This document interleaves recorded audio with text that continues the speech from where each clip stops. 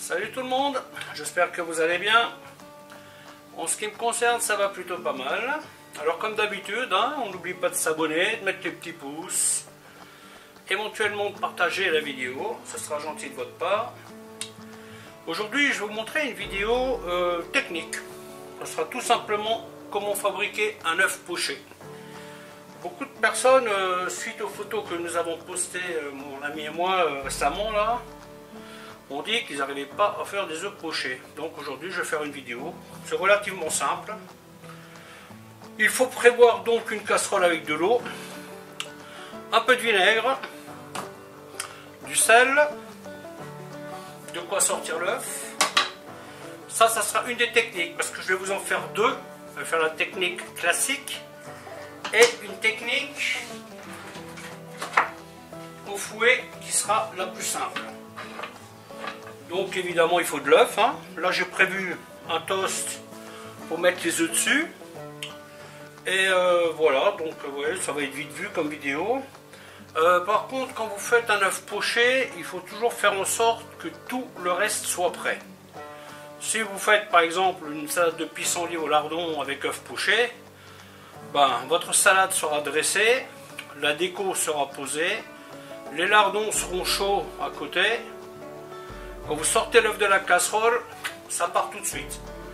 D'accord? Bon, ça c'est dans la mesure où vous en faites un par un. Si vous devez en faire deux, la technique du fouet ne fonctionnera pas. Enfin, du moins je pense pas, parce qu'en fait j'ai jamais essayé. Peut-être qu'elle peut fonctionner, mais je ne sais pas. Si vous avez le goût de l'aventure, vous essayerez. Au pire, vous perdrez un œuf. Mais si vous voulez faire par exemple 2 œufs là-dedans, en même temps, je préconiserais plutôt de faire à la spatule. Ok, écoutez, je vais vous expliquer comment faire tout ça. A tout de suite.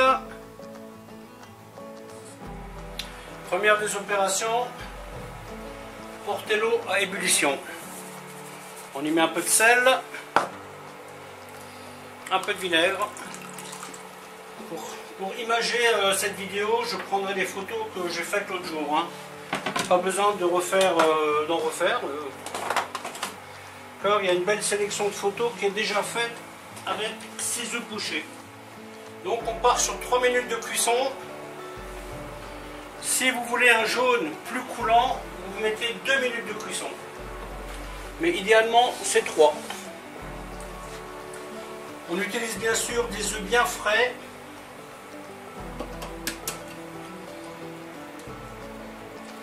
Et on les casse dans un bol délicatement.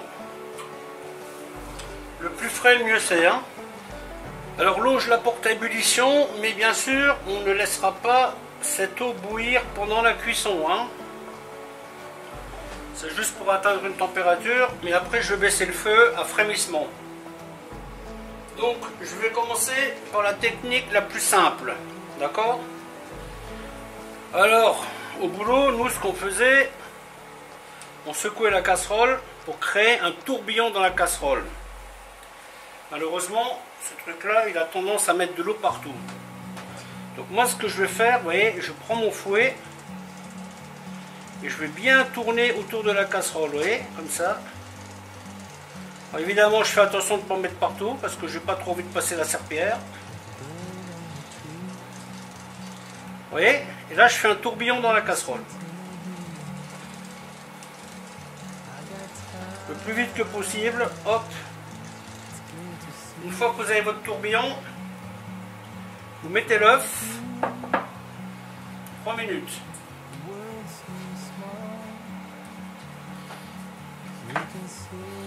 Hop.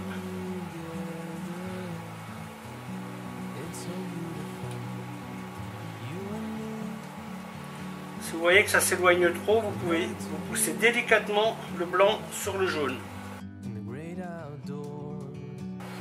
Et vous touchez plus.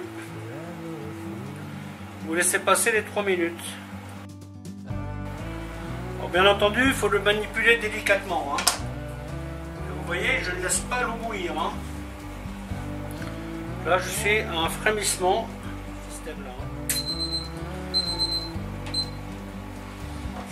Et ensuite, on prend l'écumoire. Voilà, je pose un petit peu sous le papier, sans enlever de l'écumoire. Voilà. Et après, je le glisse sur mon toast. Vous voyez? Là, vous avez un œuf poché. Vous voyez, vous coupez là. Là, vous faites coller le jaune. Donc ça, c'est pour la technique facile. Maintenant, je vais vous montrer la technique qui est plus traditionnelle. Alors avec cette technique-là, on a vite fait de rater. Parce qu'on va manipuler l'œuf pendant toute sa cuisson. L'idée, c'est de manipuler le moins possible. Une fois qu'il est cuit. Hein. C'est pour ça que moi, je fais toujours l'option de poser mon écumoire sur le papier. Donc ça va éponger. Et après, je mets sur un toast. Alors moi, j'ai pris l'habitude de mettre ça sur toast parce que, vous voyez, après, c'est facile à manipuler. Hein. Un toast un peu grillé, comme ça. Là, c'est du pain de seigle. Et même quand vous faites une salade de pissenlit ou salade d'œuf poché, tout ça, vous mettez ça sur un petit toast. Moi, je trouve ça très sympathique. Hein. Parce que mettre l'œuf comme ça sur la salade, oui, ça se fait, mais bon, si vous le mettez mal, vous êtes obligé de le reprendre en main et paf, le jaune, il va péter. Donc, cette solution-là, elle est vraiment pas mal. Ok. Donc là, ma casserole s'est remise en température. Donc là, on va faire la technique traditionnelle. On met l'œuf. Et après, pendant toute la cuisson, vous voyez, on va mettre le blanc au-dessus.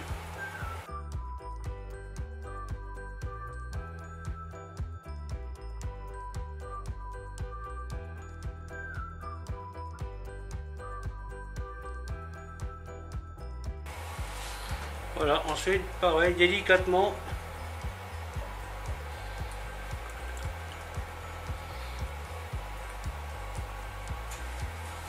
On l'éponge.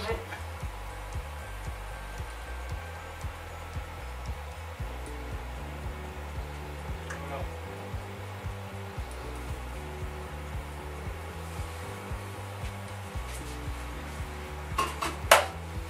Et voilà. Donc pareil, hein.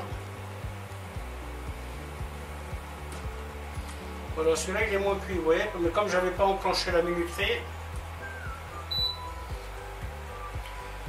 Voilà, donc maintenant vous avez les deux techniques pour faire les œufs pochés. Hein. Alors normalement celui-là, ça devrait être mieux enrobé. Malheureusement, je me demande si ces œufs sont... D'après le paquet, ils sont frais, mais d'après ce que je vois là, ils ne sont pas tant que ça. Ok, bye bye à vous, à la prochaine.